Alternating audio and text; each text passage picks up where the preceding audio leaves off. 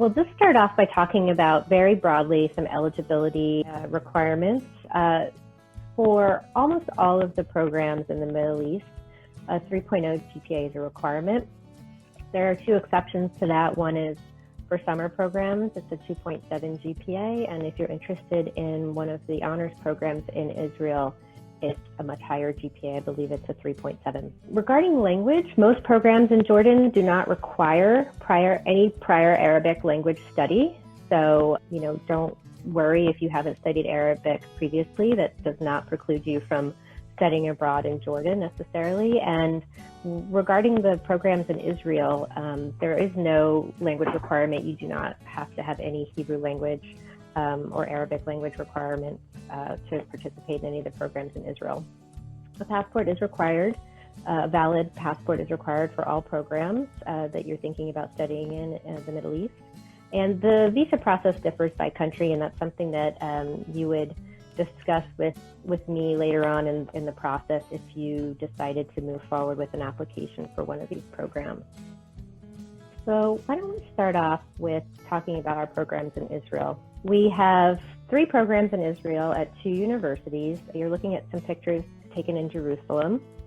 And I'll start off by talking about the 2 universities that we work with in Israel, and then I'll break it down a little bit further by program. So if you're interested in studying in Israel, you can attend Hebrew University or Tel Aviv University.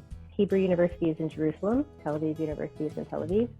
There are 2 program options at Hebrew University. One of them is the Rothberg International School, and that's the one that I was mentioning that has a 3.0 GPA requirement. And then there's another option that's only in the spring. It's called the Spring Honors Program.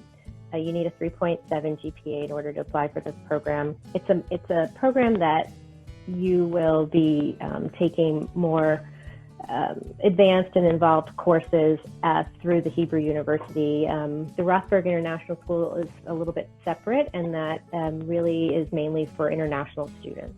If you're involved in the Spring Honors Program, you're getting a little bit more involved with local students and local coursework in the university. At Tel Aviv University, you can study abroad in the fall or the spring, and that is also the same kind of structure where it's designed for international students studying at Tel Aviv University. Some of the exceptions to this for both universities are if you have advanced Hebrew language proficiency. Depending on how advanced your Hebrew is, you may be able to take classes with local students in Hebrew.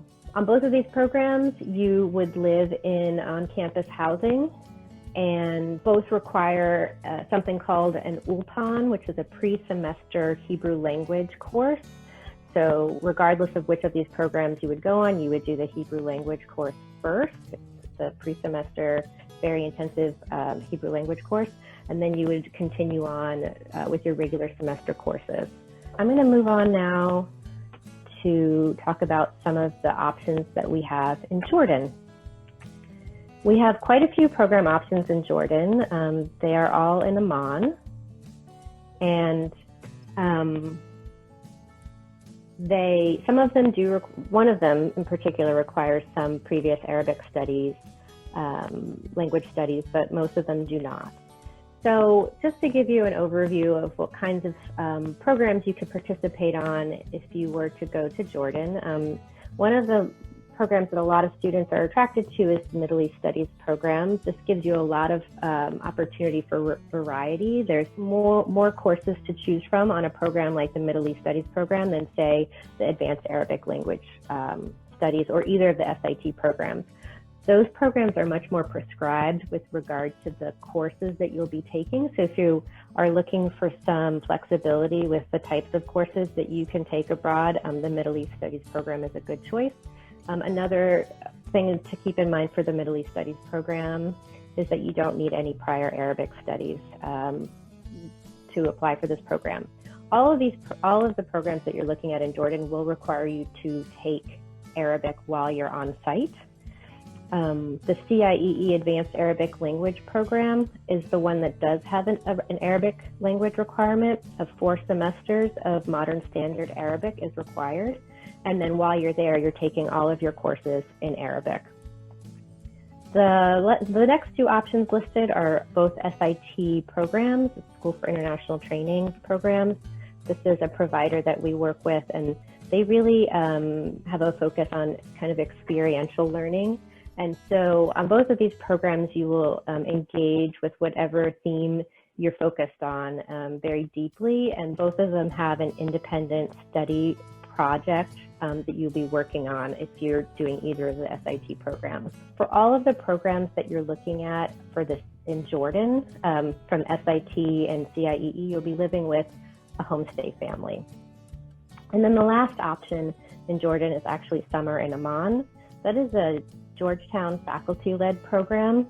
So this will be, the courses will be taught by Georgetown faculty, and the grades that you get on this program will show up on your Georgetown transcript, and they'll factor into your GPA.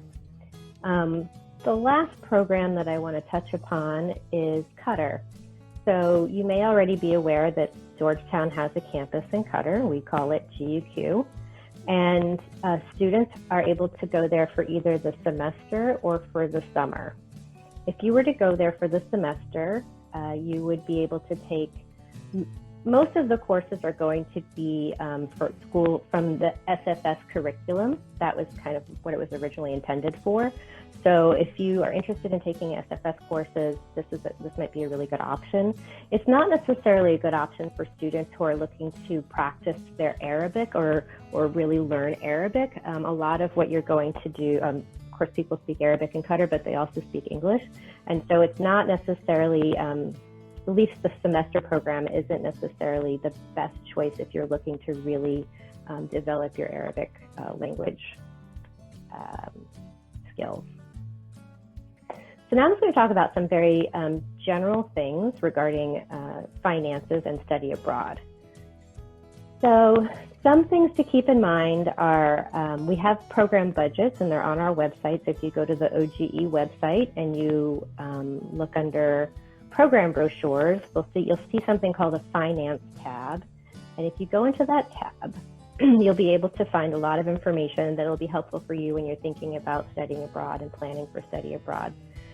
So some things that you'll see is at the top of each budget sheet, you'll see some things that are fixed expenses, and these are expenses that we know are going to show up on your Georgetown bill.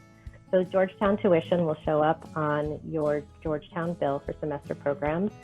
Education abroad health insurance will also show up on your bill. This is health insurance that is intended to cover you if you were to have any health medical needs while you're abroad outside. So it covers you outside of the United States, not just in the country that you're studying in. Housing sometimes will appear on your bill, and sometimes you will be paying this directly to the housing facility.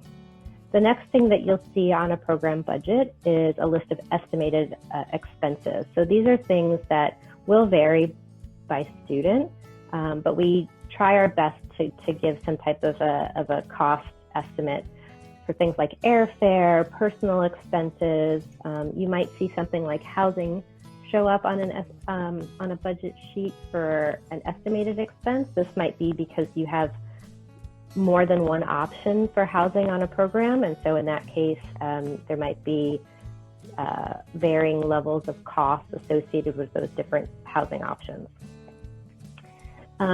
If you receive financial aid at Georgetown, the one thing we like to say is that your financial aid will travel with you on semester programs.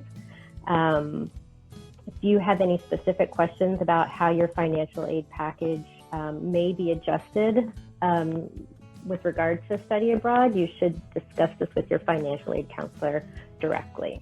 There also are some scholarship opportunities. OGE's website has a whole page dedicated to scholarships. There's also each of the providers that I mentioned earlier, CIEE and SIT, those programs in Jordan, they have their own scholarships that you can apply for as well.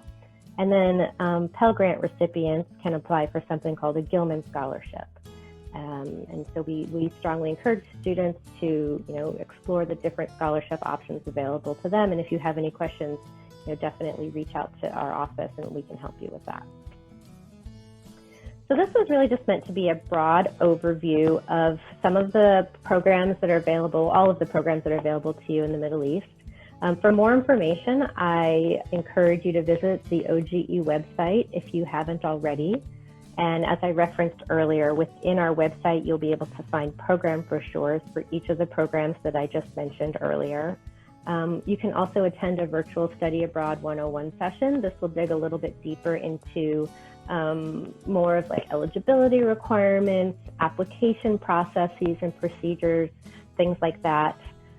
We are having a virtual Hoyas Abroad fair. This is happening this Friday, September 11th. So if you go back to that same Hoyas Abroad website that you went to where you found this presentation, you'll also find some information about the Hoyas Abroad fair, and you'll be able to talk to, multiple advisors about different programs throughout the day.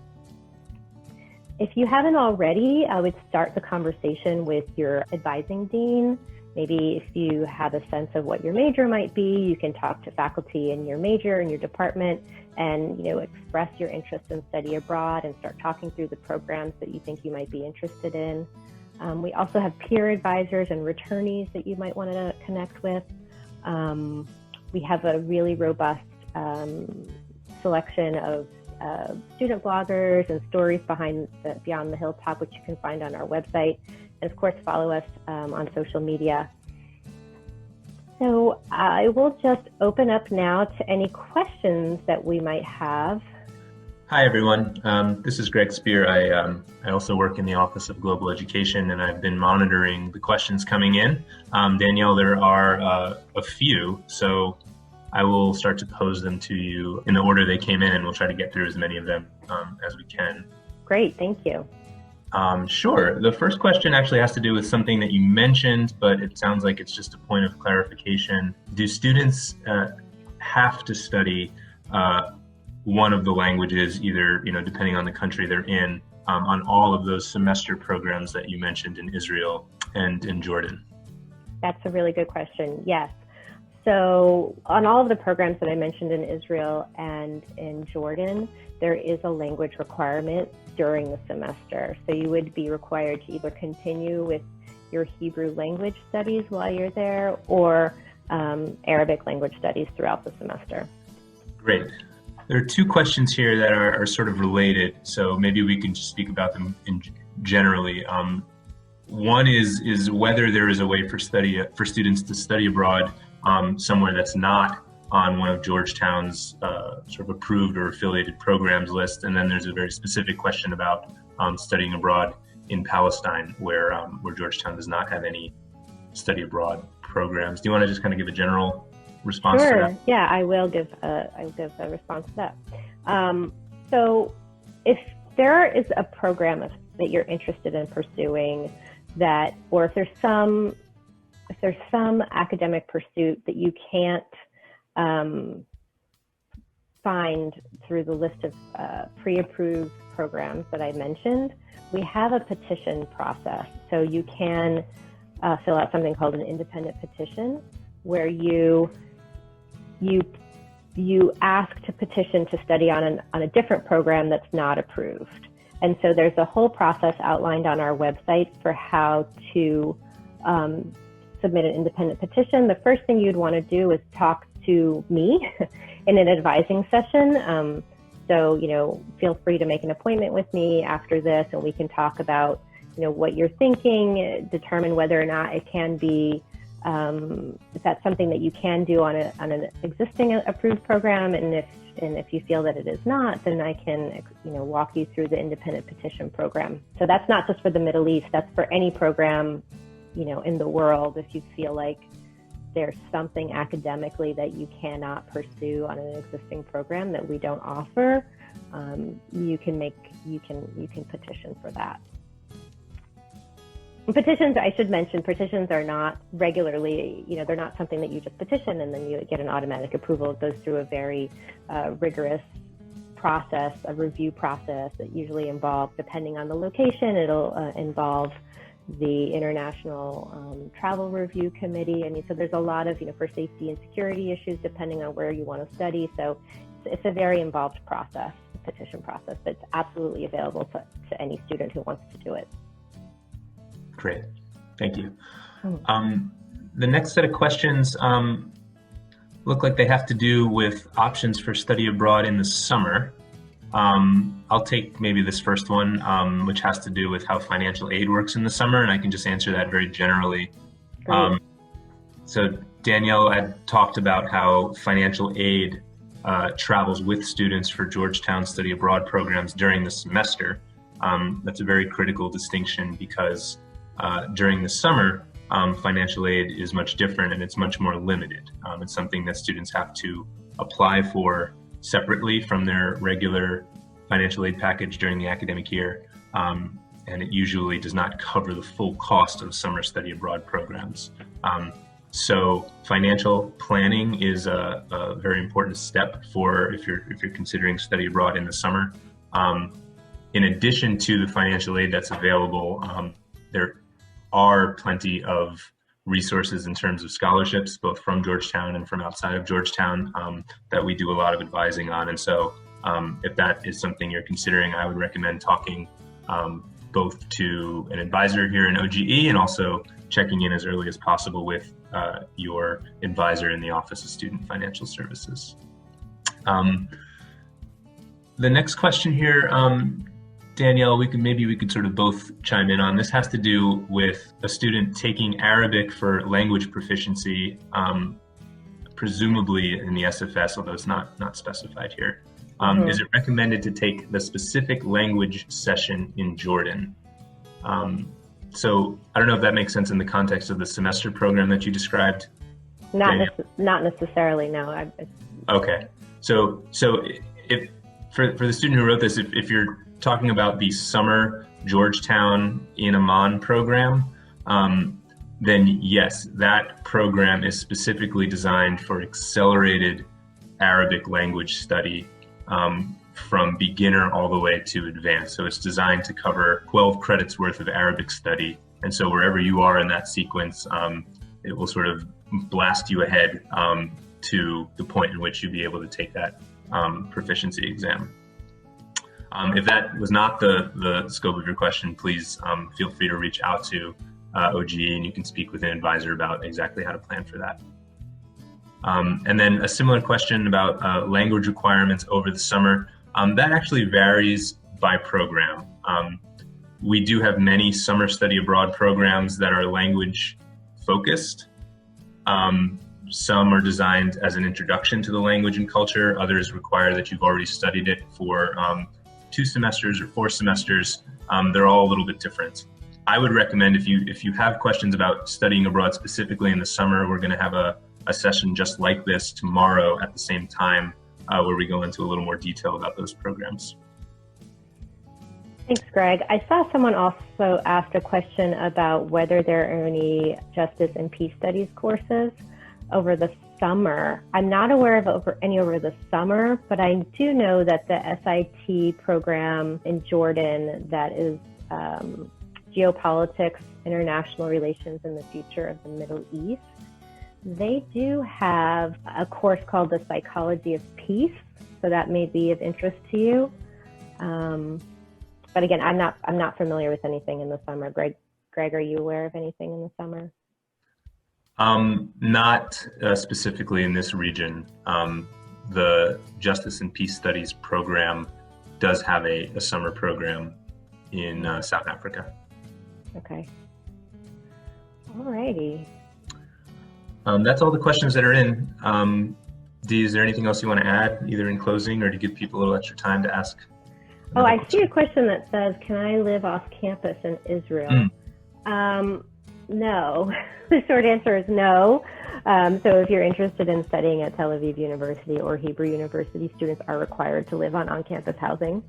And let me see if that's it. Question about grades from abroad and whether they factor into your GPA. So the majority of programs that you would study on in the semester would show up on your Georgetown transcript, the classes that you took and the grade that you got, but it would not factor into your cumulative GPA. Some exceptions to that would be if you were to study at the GUQ campus in Qatar, those grades would factor into your GPA. And also if you were to study at the Villa Lavalse, that the same in Italy, the same would go for that. And Greg, do you want to talk about summer? Yeah, the intensive Arabic program during the summer in Amman, Jordan, again, that just like Qatar, that is considered a Georgetown program, and so the coursework all transfers, grades, credits, names of the courses that you took, etc., as if you had taken them on the main campus. So does anyone else have any questions they want to submit before we wrap up for the afternoon? If not, I please encourage you to reach out to me, Danielle Skigoza. I advise on all the programs in the Middle East during the semester, except for Qatar. If you're interested in Qatar, you can reach out to Sarah Murnian. She's another advisor in our office. And if you're interested in any of these opportunities in the Middle East in the summer, Greg, would it be you or Sam that they should reach out to for that with regard to advising? It would be me. You could find my information on the website. Yep, so if you're interested in summer for Jordan, reach out to Greg. Thank you very much for your time and your interest in the Middle East, and I look forward to speaking with some of you later in advising. Thank you.